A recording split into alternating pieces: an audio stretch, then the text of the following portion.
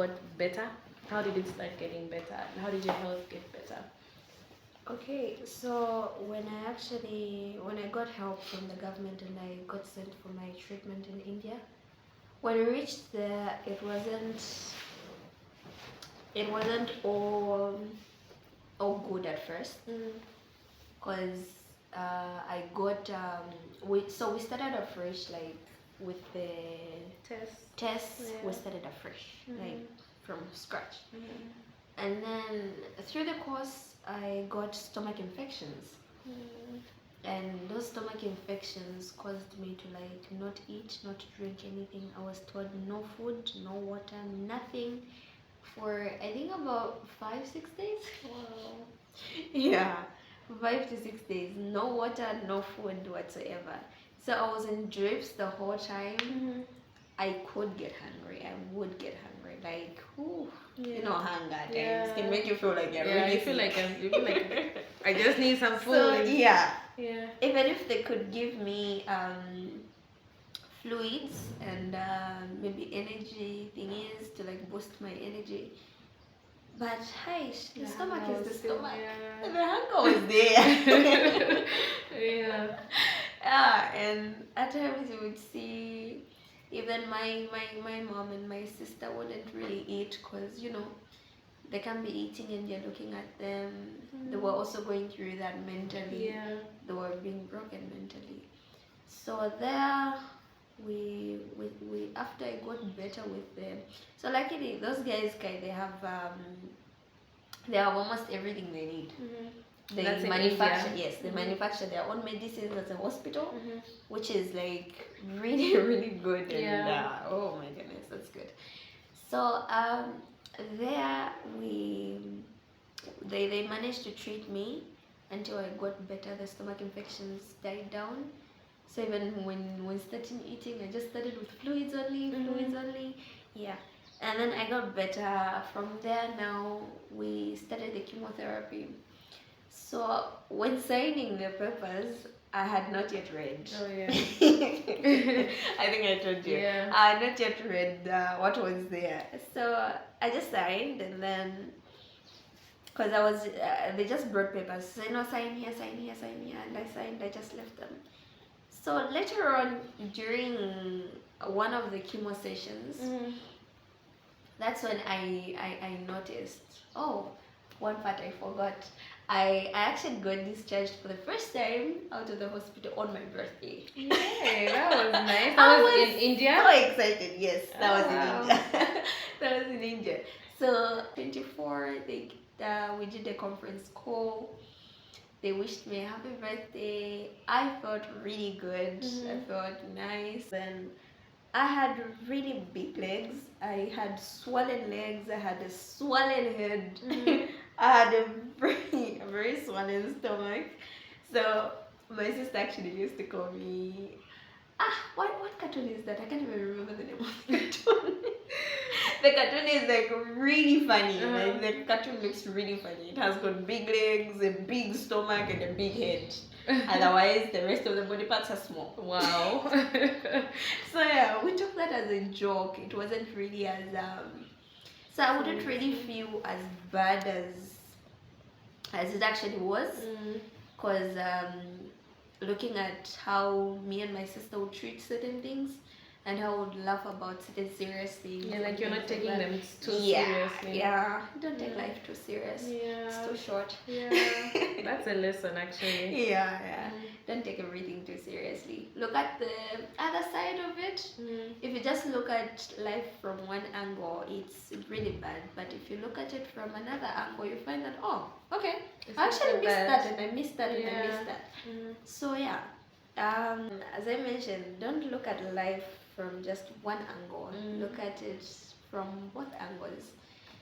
So I think there's a photo that I'd seen one time. So I think the person had put his fingers like this. So if you look at it from this angle, it will look like I'm insulting. But actually the person was counting. Yeah, I see. So yes. So the one who saw it from this side actually thought the person was insulting. Yes. So this is one lesson that we need to have.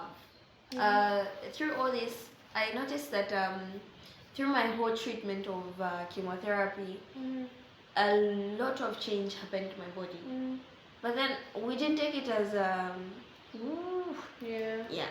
We took it as okay, what can be out of this? Mm. And my sister loves to sing a lot. She's a singer. Mm. She writes her own songs and yeah, Nice.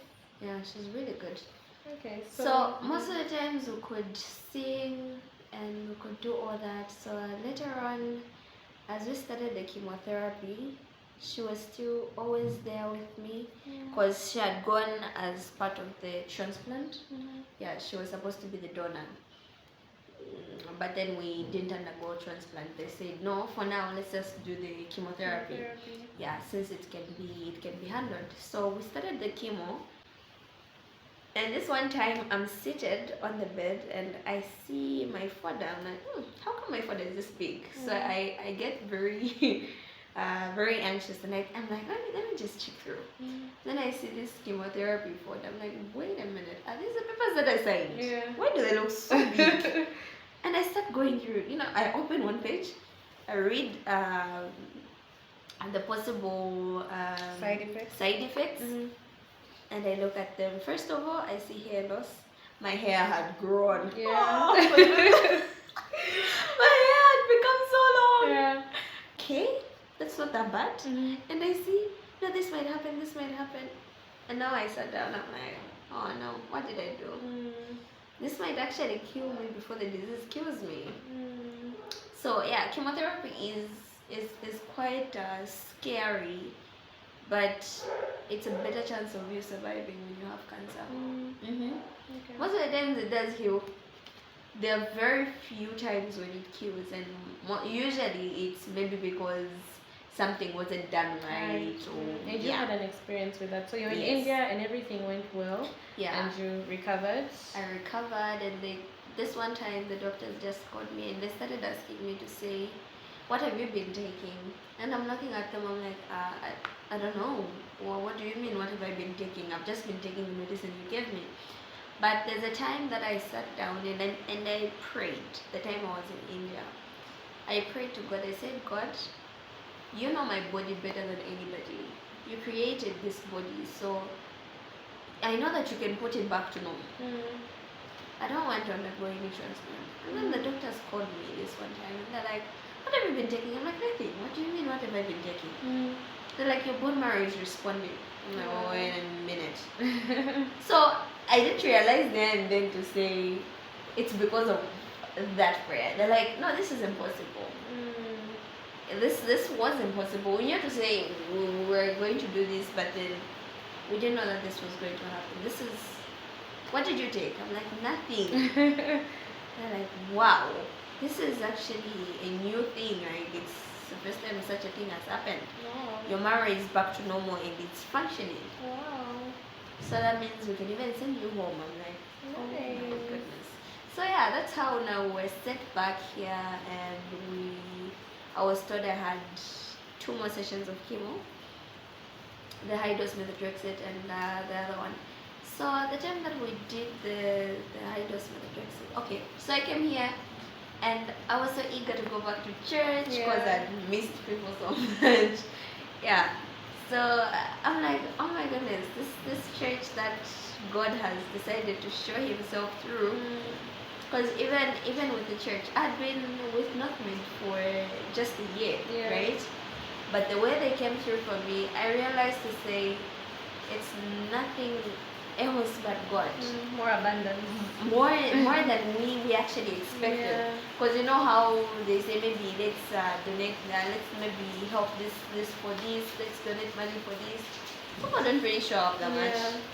But then with my case, I was so shocked. I'm told it was like announced on a Saturday, I think, and on a Sunday they came. I was like, you know, Yeah. looking at, we are not that many at Northwich. Yeah. We are not that many. And I was like, wow, God actually is still telling me to say I'm still abundant. Remember, I'm still here. Yeah.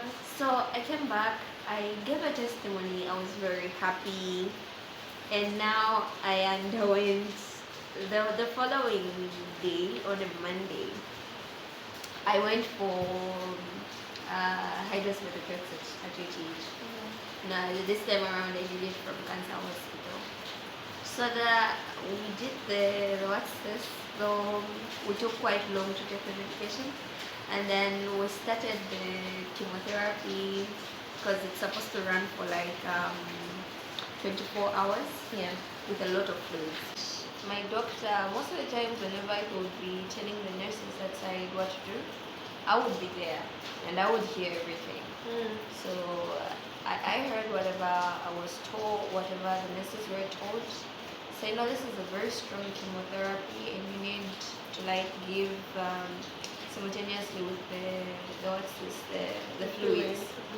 So you have to give, in fact, you have to give more fluid than you're supposed to give the chemotherapy so that it can be washed away like with immediate effect since it runs for 24 hours. So once they started, the fluid finished and I could keep calling them, they wouldn't show up or they would give an excuse of why they're not coming, and then so that means the chemo was just getting in the body without being removed like from the body. So all that happened, and the following day I actually noticed, so I explained to the doctor to say I don't know what was going on, but I didn't receive the amount of fluid that you said I needed to receive. So my doctor actually shouted at the nurse right away, and he was asking them, why did you do this? Why did you do this? And they're like, no, doc, it was this one's fault, it was this one's fault, you know how shifts and stuff are. So I actually noticed to say I had a few blisters like wherever I had cannulas. So I showed the doctor, I'm like, okay, I have this, but then I think it's best if I get discharged, looking at the conditions of being in a hospital and the bathrooms are not clean enough and we have to share literally everything and I'm in an open space. So I said, I think being home is better than being here. So the doctor finally agreed and he told me, no, on a condition that if anything happens, you have to go and come to the hospital with immediate effect. So I agreed. So I went back home on Friday. On Saturday, I woke up, I spent a day, well, okay. And then later on Sunday, I woke up with a lot of sores now in my mouth, all the way on my throat. I couldn't eat, I couldn't drink a thing. I couldn't even open my mouth. And the blisters now had become really big, as though I was burnt with hot water. That's how my skin had become. So it was hurting everywhere, like on every part of my body. I could feel it and I was asking myself, like, will I survive this? Because that was like that was like the first time. Okay, not really like the first time. That was like the pain I used to feel before I went to India. The pain where like no painkiller could work on, so even morphine itself couldn't work on the pain that I had. So I started asking myself to say, God, what was that testimony for? If I'm going to die now, what was the whole reason for testifying? So they rushed me to the hospital. Actually, we have a nurse in the family. She's retired though. So she came. She actually assisted with washing my mouth until I was able to open my mouth and talk. And then I was rushed to the hospital. After we reached there, things kept on escalating faster than we actually knew. Before I knew it, I was on oxygen. Before I knew it, I was told no. Before I knew I couldn't hear anything. I couldn't see anybody. And I remember like I was in this place where I wasn't feeling pain, but then I couldn't see anybody. I couldn't hear anybody.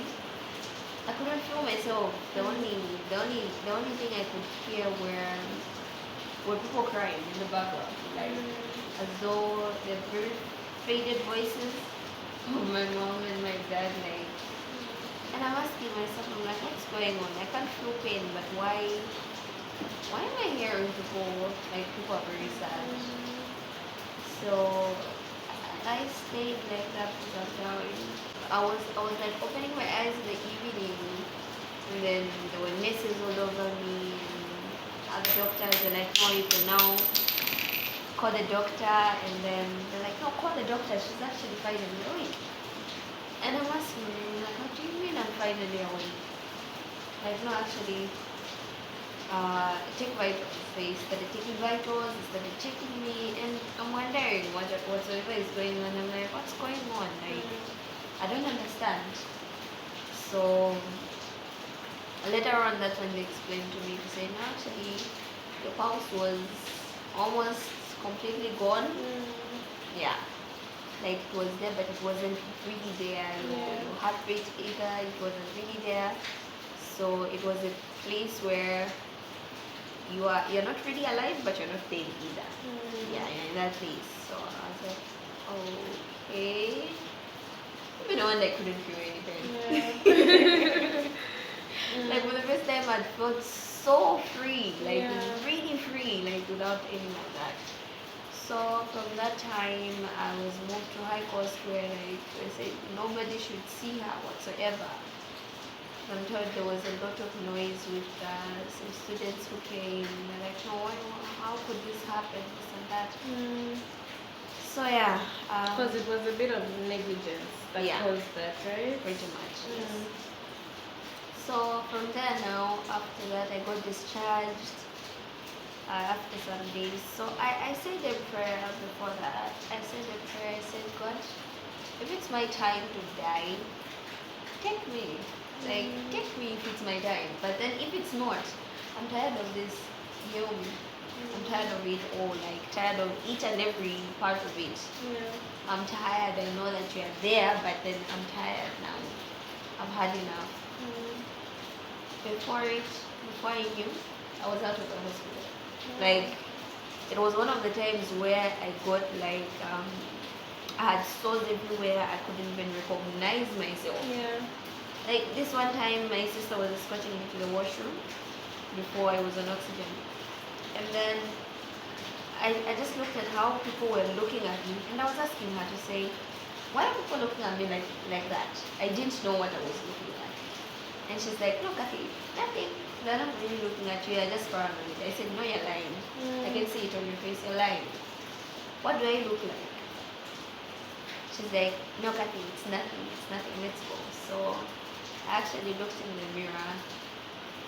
I felt like I could just dig down in the entire, like bury myself. I looked like, I don't know what I was. Not really human, not really an animal, But then I felt really bad. I started asking myself, will I ever be normal again?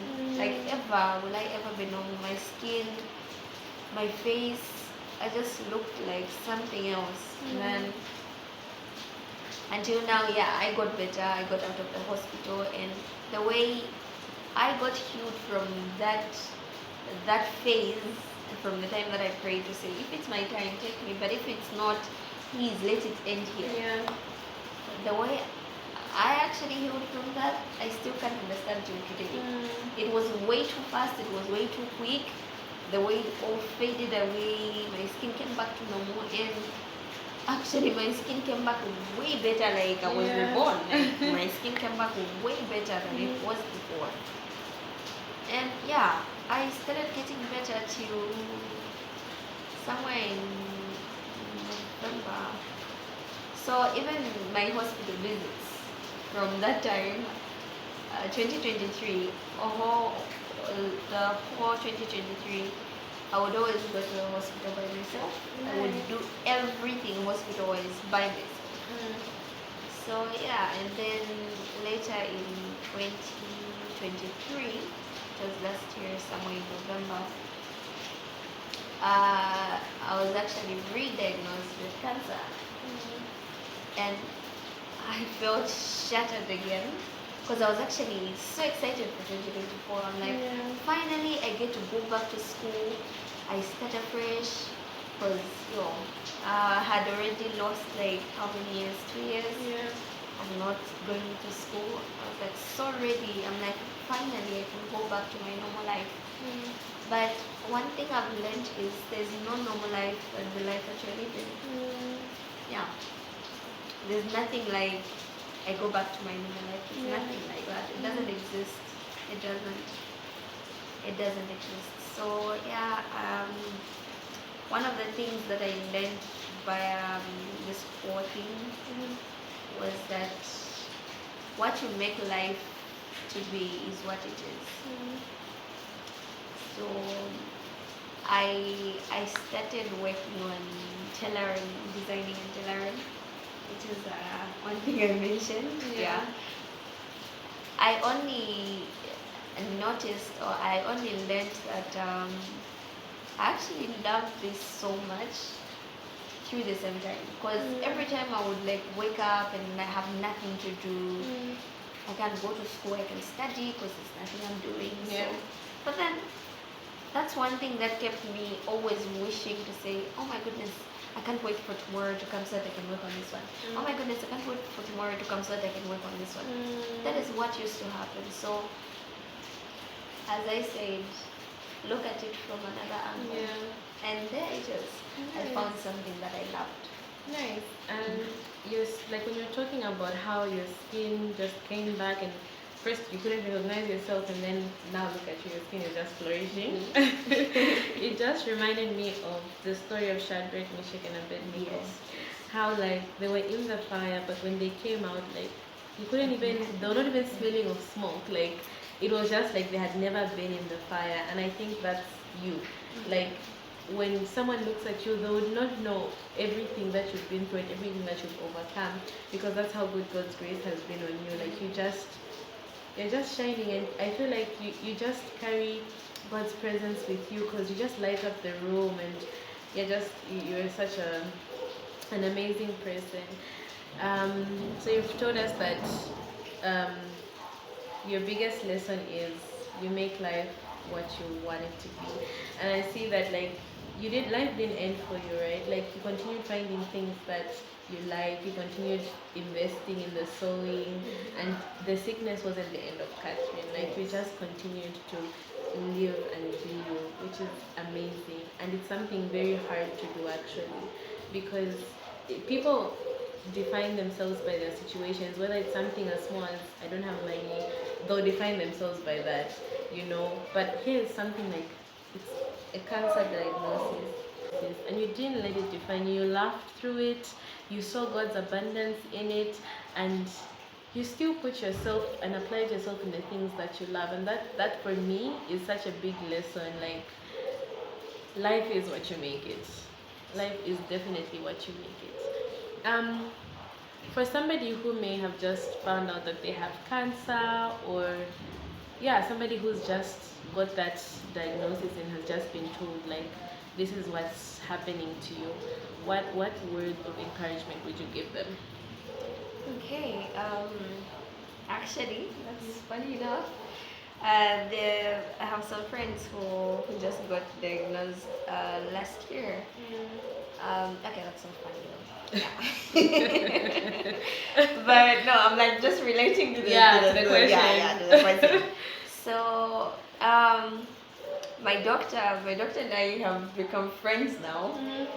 Because at least we can bring up a conversation even about my treatments. We actually talk about them like it's a conversation. So he once told me to say, Kathy, there's this new girl that has just been diagnosed with the same case that you were diagnosed with, but hers is not bad, so we're treating her here. You should go see her.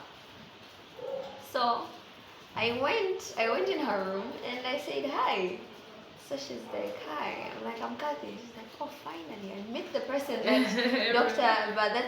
that my doctor is actually always talking about. Oh. Trust me, that doctor always talks about you. Always Yeah. okay, what are you talking about?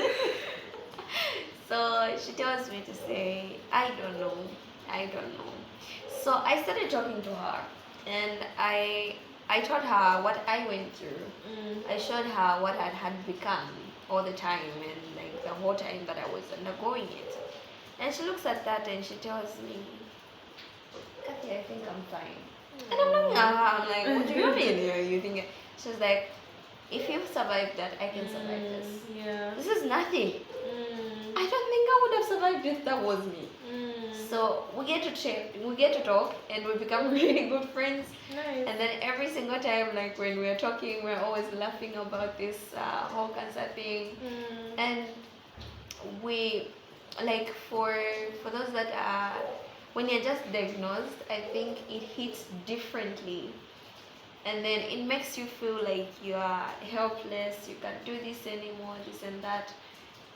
But at times, I think when you get to talk to people who've been through that, it helps a lot. Yeah. So don't shut yourself out. Like there's some people who just choose, no, I just want to be alone. I don't want anybody by my side. And that wasn't the only one. There's another lady. She's actually a nurse, and she was recently diagnosed. But then through that diagnosis, after she was diagnosed, I was also told about it to say, Kathy, I actually have another patient. You should go visit her. This patient is always telling me to say, you've actually helped her a lot through talking to her. And she has told me that like a couple of times herself to say, I don't know, if he never talked to me, I think I would have really given up. Because she tells me she had actually given up. She had just finished her grade 12 and then she gets sick. So you know that frustration of, oh my goodness. No, actually, I think she got sick the time she was still in grade 12. Yeah, just that it wasn't yet found to say she had cancer.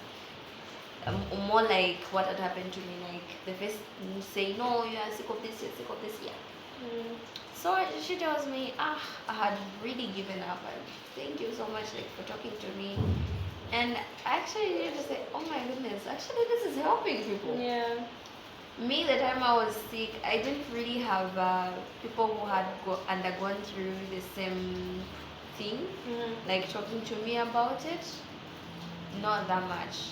But then I'm like, I know what it felt like. It felt like I was alone. Quite alright, people would be telling me, you're going to be fine, this and that, but it didn't carry that much weight.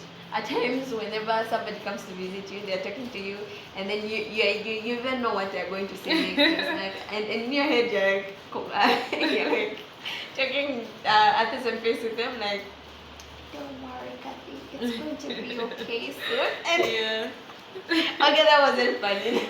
That was like really petty. But I always knew what they were going to say. And it was one and the same thing all the time. I had gotten so fed up of being told it's going to be fine, but it was never getting fine.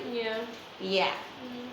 So it's different when somebody who's actually been through it then speaks into your situation. Actually, that's what that lady told me. This nurse lady. So she was telling me to say, Kathy, for some reason, whenever I'm talking to you, I feel way better than when anybody else talks to me. Maybe because at least you understand the pain that I got through. Because at times people who look at you might just think that you're exaggerating stuff. I remember there's somebody who had actually told me to say, Kathy, for some reason, it seemed like you just love exaggerating stuff. I'm like, oh my goodness. You have no idea. Yeah, lucky I'm a child of God. I won't pray that I wish you should go through this thing. But yeah, I won't. That was very, very mean. I was once told, you're just too dramatic. You make everything too dramatic. I'm like, wow. And actually, this was a really to imagine. How sad. But yeah. Yeah. That's I was once told, insensitive. very insensitive. Yeah. So that lady says, Kathy, I think talking to somebody who knows the situation actually understand you. You feel like they understand you. Yeah. So for those that are just being diagnosed of cancer, don't shut yourself out. It's good to speak. It's not like you are weak or you're just looking for attention. It's not that, trust me. I know what it feels like. I know it feels painful, and I've been told that too by other patients to say, talking to somebody who's been there, it's better, way better than not talking to anybody. quite alright. You might feel like your relatives don't get you, your caretakers don't get you, but at least try to talk to somebody. Yeah. Yes. So Okay. Did you want to say something else? no. Okay. That was really beautiful. Yeah. Thank you for being so vulnerable and for allowing us to learn from you and for just sharing everything with us. I feel like I know you more, I know you better. And also, I have a bigger faith in God. Like, I believe in God, and just seeing you has also just ignited my faith more in God because of your life and your story. So, thank you so much. Thank you so much. And I hope you guys enjoyed the video. And I hope this encouraged you. Whatever you're going through, I hope you know that you can get through it because we have a living, breathing example of how we can get through anything as children of God. And yeah, so please leave your comments. Let us know what you thought about the video. If you have any questions, anything that you'd like to leave in the comment section, please do that. Please give this video a like. Please share it with people that you know who need some encouragement. And we will see you next time. Bye.